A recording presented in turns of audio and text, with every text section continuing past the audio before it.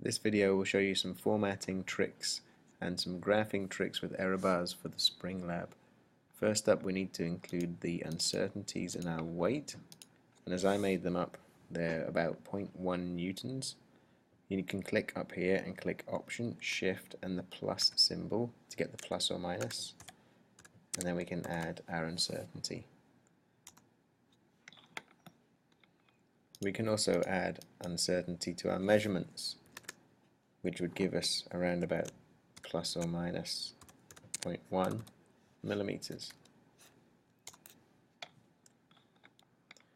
We should make sure all the numeric values in our tables are centered.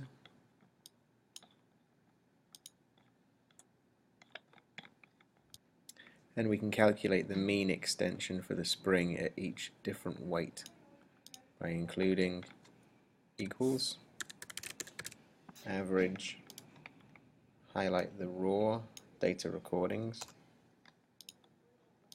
and drag that all the way along. For the range, we need to find the maximum and minimum recorded data in each column. So for this column, they're all the same at 0. That becomes the same. For the next column, the maximum was 5.5 millimeters, the minimum was 5.0 meters. 5.5 minus 5.0 is 0.5 millimeters. And we do this all the way along. We'll use a value of half the range to make the error bars. So we take this range value and divide it by 2 all the way along.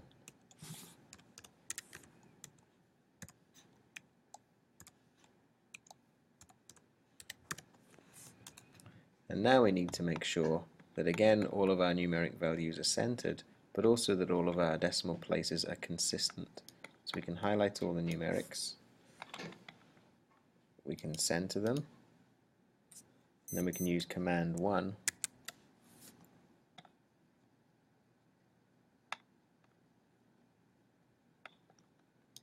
to check that they all have the same number of decimal places and that this is consistent with our measuring equipment. Now save the work and let's build a chart. So I take the information from here. We want a scatter plot, a marked scatter. We should get a blank canvas. With a right click, we select the data. We're going to add a series where the X values represent the weights and the Y values represent the mean extension for each weight.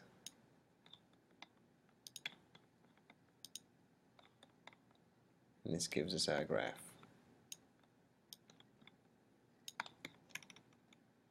Some things we can do. This doesn't mean anything to us. These lines are useless. This x-axis goes too high, so we can format the x-axis. Take 2.5 and remove that and make it 2.0.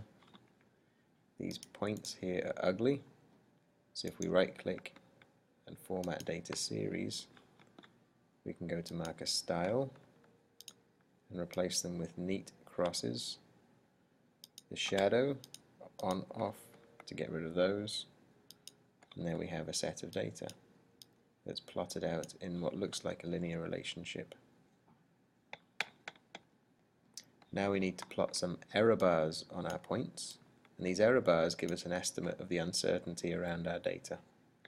So if I click on chart layout, and I can go to error bars, error bar options, and go to custom error bars. We specify the value, and we want the upside, the positive side of each error bar, to represent half the range, and the negative side, the downside of the error bar, to represent half the range also. We click OK, then we get rid of these horizontal error bars. Just click on them and delete. And what we can see is that our data points each have individual error bars. There's one here, 0.3, there's one here, 0.4. Save. We go back to our chart. What we can also add to our chart is a trend line, and because it's a linear relationship we can add a linear trend line. Okay, if we click on this one, trend line options, we can add to our trend line the equation, and that's going to be useful for the next stage. So let's take the equation and add this on here. We need to make sure that we have all the components in our graph that we need for proper presentation, so we can take the title, we can put it above the chart. This will be ugly when we put it into our documents, so let's reduce the font size down to 12 and call it graph 1 because it's the first graph. And then we give this an appropriate title. We can also go to the axes titles horizontal axis, we put it below the axis, and vertical axis, we rotate that next. Save all of these. Now you need to make sure that these represent accurately what we did in the lab, and they include units and uncertainties.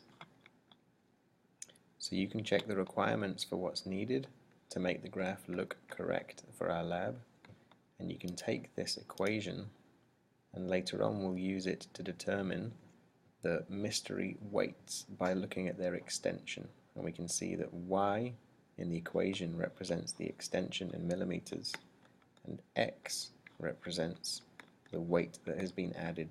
So by rearranging the equation we can work out what the mystery weights are when we hang them on the spring. That's all.